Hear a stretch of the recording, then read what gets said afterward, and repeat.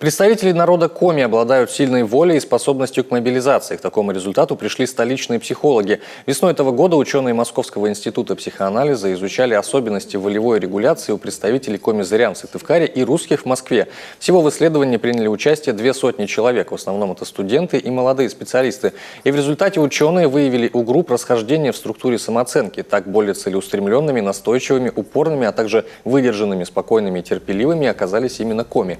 У русских эти качества проявляются менее выраженно. В целом, как отмечают исследователи, различия носят качественный характер, что может быть связано с относительно небольшой культурной дистанцией между русскими и коми-зырянами.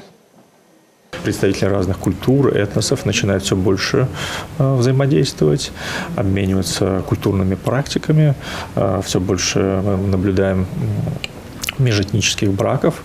И в этом смысле, в какой мере все это будет влиять на, скажем, поддержание тех или иных культур. Ведь одна из таких больших проблем – это культура малых народов. Они просто могут уйти в какой-то момент времени. К слову, волевая мобилизация обусловлена рядом факторов, которые связаны с историей и традиционным образом жизни народа коми. В первую очередь, это проживание в районе с суровыми климатическими условиями в зонах тайги и лесотундры.